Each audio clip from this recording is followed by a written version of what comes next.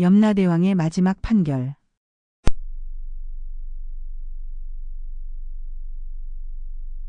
자신의 결백을 증명하기 위해 전례 없는 7번의 재판을 염라대왕에게 요청합니다.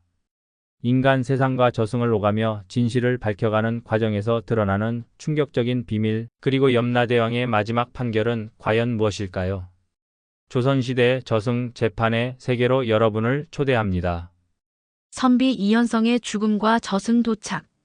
찬란한 달빛이 드리워진 밤, 한성의 작은 서재에서 한 선비가 책을 읽고 있었습니다. 이현성 올해 28, 과거에 급제하여 성균관에서 학문을 닦던 그는 갑작스러운 복통에 몸을 웅크렸습니다. 차가운 식은땀이 등줄기를 타고 흘러내렸고 잉크향이 감도는 손끝이 파르르 떨렸지요. 그의 손에서 붓이 떨어지며 하얀 종이 위에 검은 먹이 번졌습니다. 마치 그의 생명이 쓰러지듯 먹물이 종이에 스며들었습니다. 이상하다. 오늘 마신 차에 무언가. 말을 잇지 못한 이현성은 마루에 쓰러졌고 그의 눈에 마지막으로 비친 것은 창문 너머로 보이는 둥근 보름달이었습니다.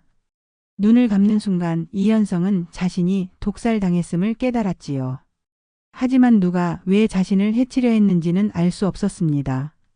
다음 순간 이현성은 낯선 길 위에 서 있었습니다. 안개가 자욱한 길, 어디선가 바람에 실려오는 한숨 소리와 흐느낌이 들렸습니다. 그제야 이현성은 자신이 죽었음을 알았습니다. 저승길을 걷는 이현성의 발걸음은 무거웠고 마음은 더욱 무거웠습니다. 억울함이 가슴을 파고들었지요. 잠시 기다려라. 어둠 속에서 들려온 목소리에 이현성은 걸음을 멈췄습니다. 검은 갓을 쓴 저승사자가 그의 앞에 나타났습니다. 차가운 눈빛으로 이현성을 바라보는 저승사자의 손에는 명부가 들려 있었습니다. 이현성, 28살 독약으로 인한 죽음. 내 명부에는 이렇게 적혀 있다. 저승사자님, 제가 어찌 죽었는지는 저도 알지 못합니다. 하지만 분명한 것은 누군가가 저를 해치려 했다는 것입니다. 억울합니다. 저승사자는 무표정한 얼굴로 그를 바라보았습니다. 모든 죽은 자들이 억울하다 말한다. 내 억울함을 염라대왕 전에서 말해보아라. 안개 속을 걷는 시간이 얼마나 흘렀을까요? 이현성은 거대한 저승 법정 앞에 도착했습니다. 높은 대전 위에는 염라대왕이 앉아 있었고 그 앞에는 생전의 죄와 선행을 기록한 생사책이 펼쳐져 있었습니다. 좌우로는 판관들이 줄지어 서 있었지요. 염라대왕님, 제 죽음은 억울합니다. 누군가가 저를 독살했지만 그 이유도 범인도 알 수 없습니다. 제발 진실을 밝혀주소서. 염라대왕은 무거운 눈꺼풀을 들어 이현성을 바라보았습니다. 내 명부에는 운명에 따른 죽음이라 적혀있다. 억울함을 증명할 방법이 있느냐? 이현성은 잠시 생각에 잠겼습니다. 그리고 결심한 듯 고개를 들었습니다. 대왕님, 7번의 재판을 허락해 주십시오. 제 죽음의 진실을 밝히겠습니다. 염라대왕의 눈썹이 꿈틀거렸습니다. 법정이 술렁였고 판관들은 놀란 눈빛을 교환했습니다. 7번의 재판이라니 전례 없는 요청이었습니다. 내가 어찌 감히. 대왕님, 모든 영혼은 공정한 심판을 받을 권리가 있다 하지 않으셨습니까? 제게 기회를 주십시오. 7번의 재판을 통해 진실을 밝히지 못한다면 어떤 벌이라도 달게 받겠습니다. 긴 침묵이 법정을 감쌌습니다. 염라대왕은 깊은 생각에 잠겼고 이윽고 그의 목소리가 법정에 울려 퍼졌습니다. 좋다. 7번의 재판을 허락하마. 하지만 내가 진실을 밝히지 못한다면 영원히 악의의 세계를 떠돌게 될 것이다.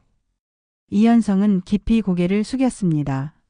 목숨을 걸고 선택한 7번의 재판, 이제 그의 영혼을 건 싸움이 시작되었습니다. 첫 번째 재판과 억울함의 호소. 첫 번째 재판이 열리던 날, 저승법정은 이현성의 죽음에 관한 기록으로 가득 찼습니다. 염라대왕 앞에는 이현성의 삶과 죽음이 기록된 두꺼운 책이 놓여 있었고 그 옆에는 인간 세상의 모습을 비추는 거울인 인과경이 세워져 있었습니다. 이현성, 내 죽음의 진실을 밝히고자 한다면 먼저 내가 알고 있는 모든 것을 말해보아라. 염라대왕의 말에 이현성은 숨을 깊이 들이마셨습니다. 비록 영혼이 되었지만 그의 가슴은 여전히 억울함으로 뛰고 있었지요. 제가 죽기 전날 성균관에서 있었던 일입니다. 제가 쓴 상소문이 임금의 눈에 들어 큰 파문을 일으켰습니다. 그 상소문에는 현재 조정의 부패와 특히 좌의정 박상철의 비리에 대한 내용이 담겨 있었지요. 인과경의 이현성의 기억이 영상처럼 비춰졌습니다.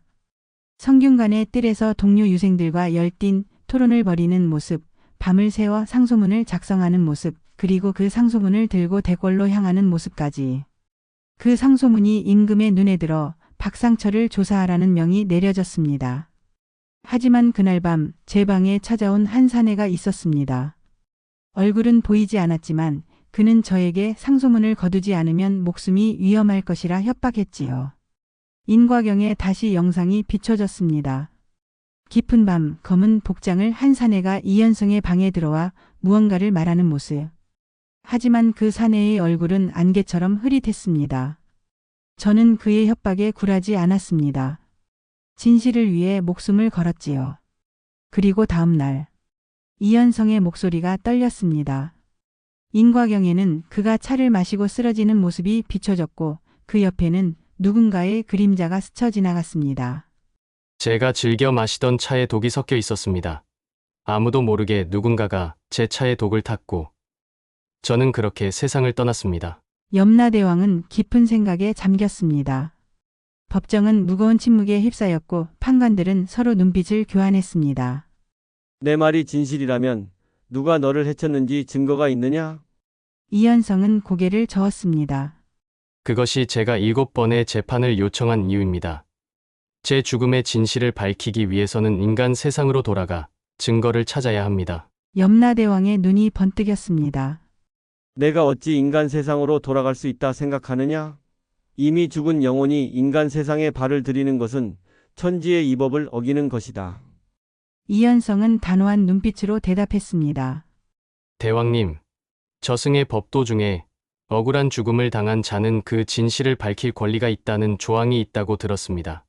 제게 그 권리를 주시지 않겠습니까? 법정이 다시 술렁였고 판관 중 한 명이 앞으로 나섰습니다. 대왕님, 그런 조항이 실제로 존재합니다. 비록 천년에 한 번도 사용된 적 없는 법이지만 정말 억울한 영혼에게는 그 권리가 주어질 수 있습니다. 염라대왕은 긴 수염을 쓸며 깊은 생각에 잠겼습니다.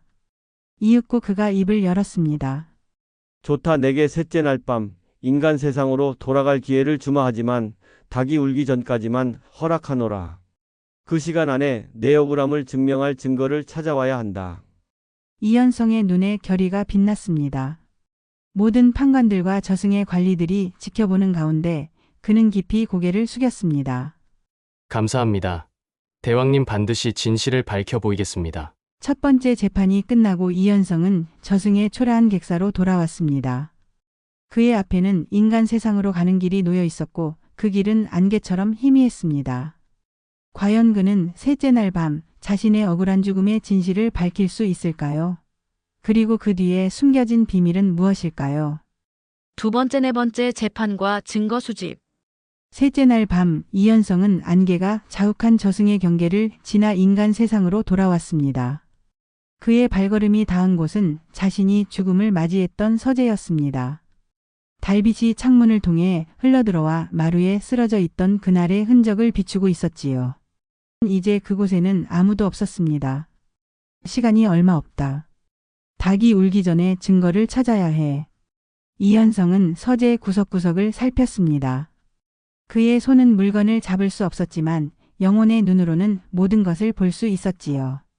책상 위에는 그가 마지막으로 마셨던 차그릇이 아직 놓여 있었고 그 옆에는 누군가가 훑어본 듯한 문서들이 어지럽게 널려 있었습니다. 누군가 내가 죽은 후 이곳을 뒤졌군. 이현성의 시선이 책상 아래로 향했습니다. 그곳에는 미처 발견하지 못했던 작은 비단 조각이 떨어져 있었습니다. 푸른빛 비단에 금색 실로 수놓은 무늬가 있었지요. 이현성은 그 비단 조각을 기억해 두었습니다. 그때 대문 밖에서 발자국 소리가 들려왔습니다. 누군가가 서재로 들어오고 있었지요. 이현성은 그림자처럼 벽 뒤로 숨었습니다. 서재 문이 열리고 한 사내가 들어왔습니다. 그는 주변을 살핀 후 이현성의 책상을 다시 뒤지기 시작했습니다. 어디 있지? 그 상소문의 원본이 반드시 여기 있을 텐데. 이현성은 그 사내를 유심히 살폈습니다. 좌의정 박상철의 측근인 김도령이었습니다. 그가 이현성의 죽음과 관련이 있는 것일까요? 김도령은 책장 뒤편의 비밀 공간을 찾아내고는 거기서 문서 하나를 꺼냈습니다. 이현성이 쓴 상소문의 원본이었습니다. 드디어 찾았군. 이것만 없애면. 그때 멀리서 닭 울음소리가 들려왔습니다. 이현성은 시간이 다 되었음을 깨달았지요. 영혼의 모습으로 김도령의 앞에 나타나자 김도령은 혼비백 사나여 뒷걸음질 쳤습니다. 문서를 떨어뜨리고 비명을 지르며 도망치는 김도령의 모습을 마지막으로 이현성은 다시 저승으로 돌아갔습니다. 두 번째 재판이 열렸습니다. 이현성은 자신이 본 것을 염라대왕 앞에 낱낱이 고했습니다. 그리고 제가 본 비단 조각은 좌의정 박상철이 즐겨 입는 도포의 소매 끝에 달린 것과 같았습니다. 염라대왕은 인과경을 통해 이현성이 말한 장면들을 확인했습니다. 그러나 증거는 아직 부족했지요. 이것만으로는 너의 억울함을 증명하기 어렵다. 더 확실한 증거가 필요하다. 세 번째 재판에서 이현성은 다시 한번 인간 세상으로 내려갈 기회를 얻었습니다. 이번에는 김도령을 따라가기로 했지요. 어두운 밤 김도령은 한양 외곽의 한 초가로 향했습니다. 그곳에서 그는 누군가를 만났는데 그 사람은 바로 박상철의 아들 박준호였습니다. 일은 잘 처리했나? 네, 영감님, 이현성의 방에서 상소문 원본을 찾아냈습니다.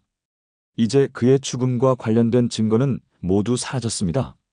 잘했다 하지만 아직 안심할 수 없어. 내일 밤 그의 시신을 깊은 산속에 묻으라. 아무도 찾지 못하게. 이현성은 충격에 빠졌습니다. 자신의 시신마저 없애려는 계획을 들은 것이지요. 더 이상 들을 필요 없이 그는 자신의 집으로 향했습니다. 그의 시신은 아직 그곳에 있었고 내일이면 영영 사라질 위기에 처해 있었습니다. 고심 끝에 이현성은 자신의 오랜 벗 정학수의 꿈에 나타나기로 했습니다. 정학수는 이현성과 함께 공부했던 친구로 지금은 한성부의 녹사로 일하고 있었지요. 그날 밤 이현성은 정학수의 꿈에 나타나 자신의 억울한 죽음과 시신을 빼앗길 위기에 처했다는 사실을 알렸습니다. 학수야, 나는 박상철과 그의 아들에 의해 독살당했다. 내일 밤이면 내 시신마저 사라지게 될 것이다. 제발 나를 도와다오. 꿈에서 깬 정학수는 혼란스러웠지만 친구의 목소리가 생생하게 들려 자리를 박차고 일어났습니다. 그는 즉시 이현성의 집으로 달려갔고 그곳에서 시신을 지키기로 결심했습니다. 네 번째 재판에서 이현성은 정학수가 자신의 시신을 지키기 위해 경비를 서고 있음을 염라대왕에게 보고했습니다. 또한 박상철과 그의 아들이 자신의 죽음에 관련되어 있다는 정황도 함께 전했지요. 이제 조금씩 진실이 드러나고 있군 하지만 아직도 어떻게 내가 독살당했는지 그 직접적인 증거가 필요하다. 염라대왕의 말에 이현성은 고개를 끄덕였습니다. 이제 다섯 번째 재판을 준비할 시간입니다. 더 결정적인 증거를 찾아야만 했지요. 다섯 번째, 여섯 번째 재판과 진실의 실마리. 다섯 번째 재판을 앞두고 이현성은 더욱 절박한 심정으로 인간 세상으로 내려갔습니다. 이번에는 박상철의 저택으로 향했지요. 화려한 기와집, 넓은 마당, 그리고 삼엄한 경비. 그 모든 것을 지나 이현성은 박상철의 내실로 들어갔습니다. 내실에서는 박상철과 그의 측근들이 모여 있었습니다. 그들 중에는 김도령도 있었고 놀랍게도 궁중의원인 이태우도 자리하고 있었지요. 이현성은 그들의 대화에 귀를 기울였습니다. 의원, 그 독약은 확실히 흔적이 남지 않는가? 이태우는 고개를 숙이며 대답했습니다. 네, 영감님. 그 약은 새 시즌이 지나면 어떠한 흔적도 남지 않습니다. 이미 이현성의 시신에서는 독의 흔적을 찾을 수 없을 것입니다. 박상철은 만족스러운 표정을 지었습니다.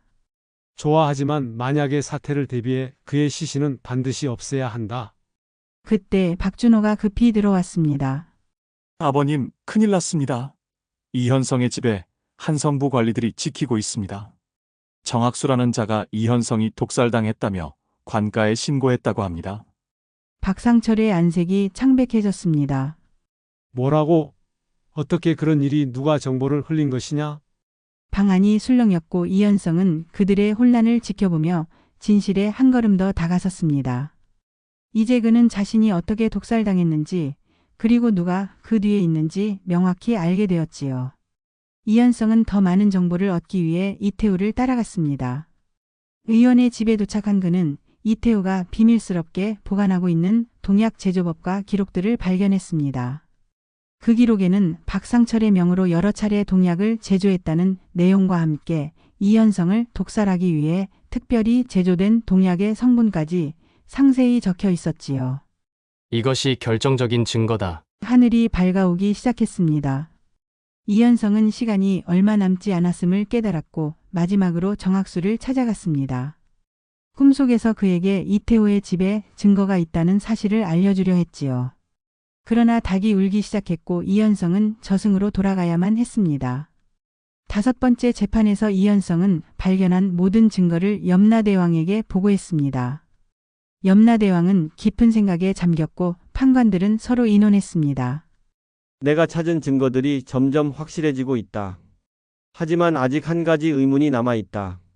왜 박상철이 그토록 너를 없애려 했는지 그 이유를 알아내야 한다. 6번째 재판을 위해 이현성은 다시 한번 인간 세상으로 내려갔습니다. 이번에는 궁궐로 향했지요.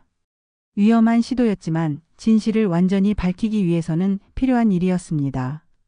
궁궐의 깊은 밤 임금의 침소 근처에서 박상철과 비밀리에 만나는 한 대신이 있었습니다. 그는 우의정 강몽률이었지요.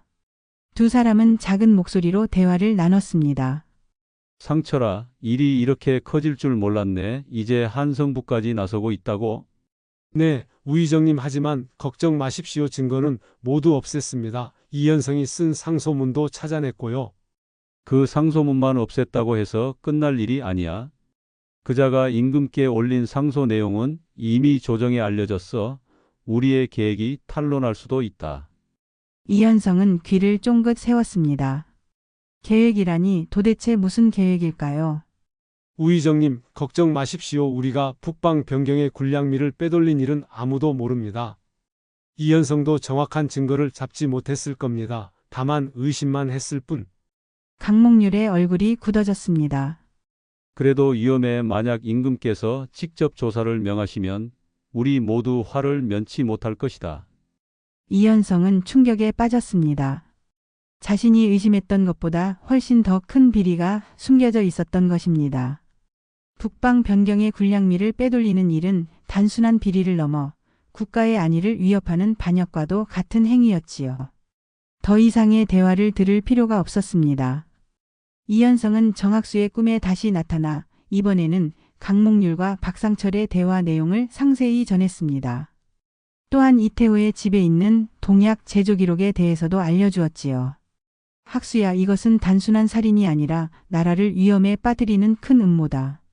제발 진실을 밝혀다오. 꿈에서 깬 정학수는 즉시 행동에 옮겼습니다. 그는 한성부 관리들과 함께 이태호의 집을 급습했고 그곳에서 동약 제조 기록을 발견했습니다. 이태호는 결국 모든 사실을 실토했고 박상철과 강몽률의 음모도 드러났지요. 6번째 재판에서 이현성은 이 모든 사실을 염라대왕에게 보고했습니다. 염라대왕은 깊은 탄식을 내뱉었습니다. 이제 모든 것이 명확해졌구나.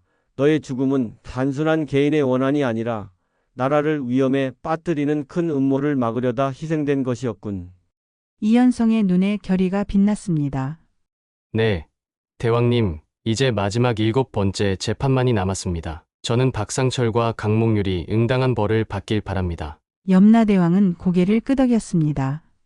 그러나 인간 세상의 정의는 인간들이 스스로 실현해야 한다. 너의 7번째 재판에서 그 결과를 지켜보자. 이제 마지막 재판만이 남았습니다. 과연 인간 세상에서는 어떤 일이 벌어질까요? 그리고 염라대왕의 최종 판결은 무엇일까요? 7번째 재판과 충격적 반전. 7번째 재판이 열리기 전 인간 세상에서는 큰 소동이 일어났습니다. 정학수가 이태호로부터 얻은 증거를 바탕으로 좌의정 박상철과 우의정 강몽률이 체포되었습니다. 그들이 북방 변경의 군량미를 빼돌린 사실이 밝혀졌고 이현성을 독살한 죄목까지 더해져 조정은 발칵 뒤집혔지요. 임금은 친히 국문을 주관했고 두 대신은 결국 자신들의 죄를 실토했습니다.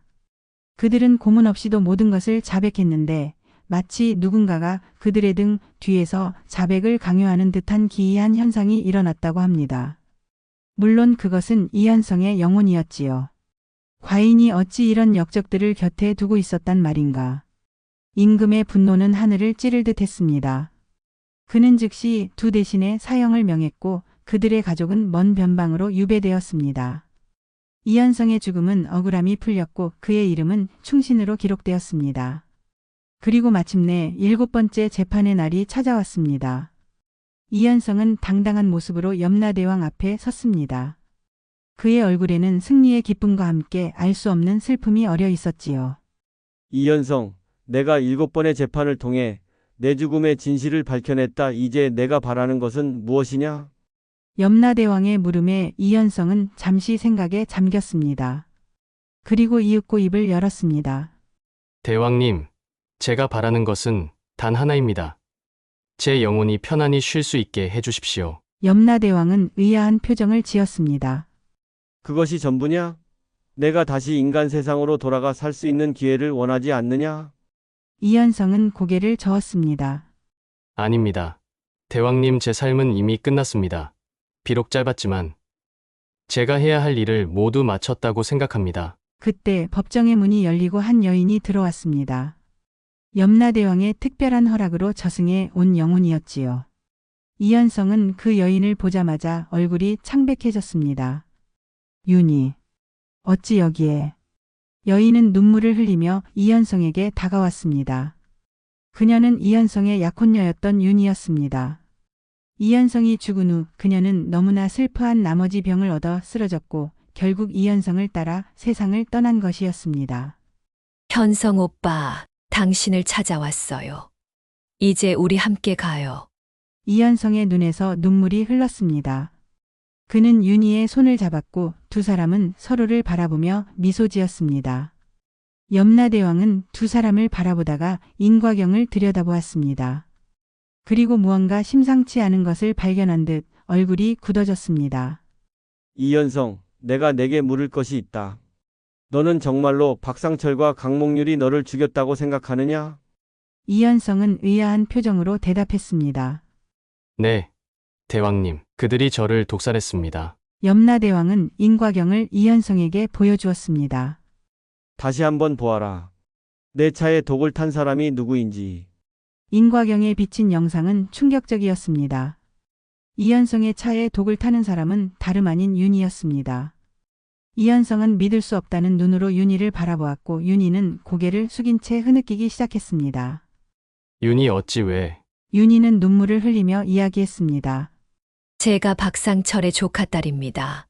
삼촌은 당신이 쓴 상소문이 가문을 망칠 것이라 두려워했어요. 저에게 당신을 설득하라 했지만 당신은 절대 물러서지 않았어요. 이현성은 충격 속에서도 기억을 더듬었습니다.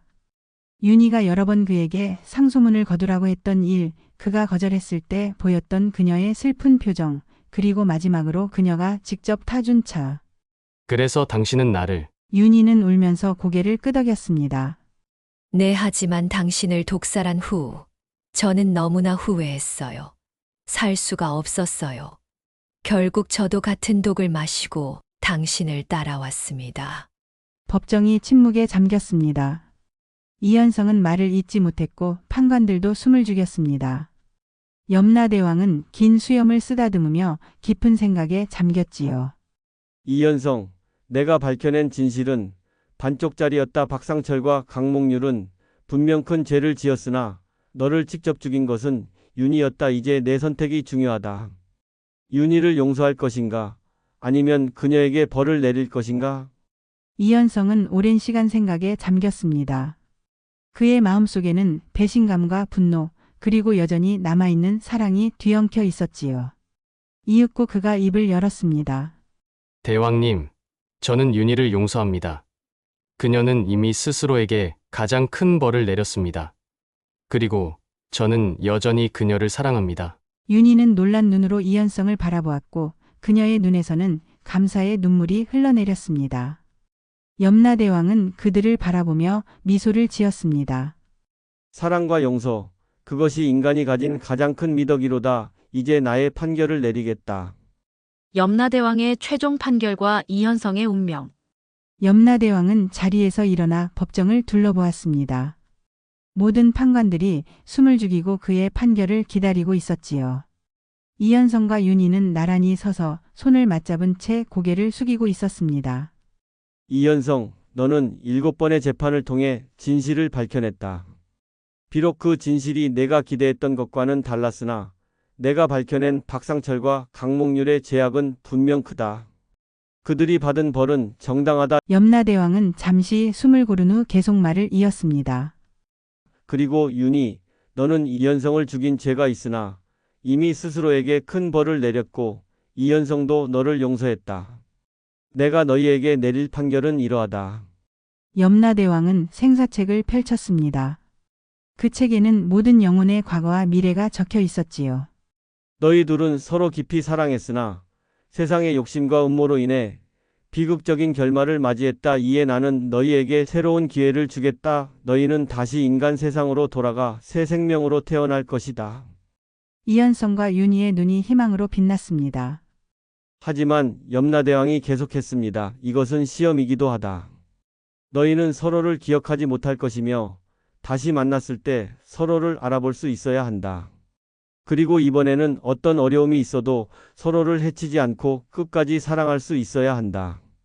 두 사람은 서로를 바라보며 고개를 끄덕였습니다. 그들의 눈빛에는 확신이 담겨 있었지요. 그렇다면 인간 세상으로 돌아가라. 너희의 새로운 삶이 시작될 것이다. 염라대왕의 판결이 내려지자 법정에 있던 모든 이들이 경의를 표했습니다. 이현성과 윤희는 서로의 손을 더욱 꼭 잡았고 그들의 몸은 점점 투명해지기 시작했습니다. 고맙습니다. 대왕님, 이번에는 꼭. 이현성의 마지막 말이 공중에 흩어졌습니다. 두 사람이 사라진 후 염라대왕은 깊은 한숨을 내쉬었습니다. 그리고 자신의 오른쪽에 앉아있던 판관에게 물었습니다. 그들이 다시 만난다면 서로를 알아볼 수 있을까? 판관은 미소를 지으며 대답했습니다.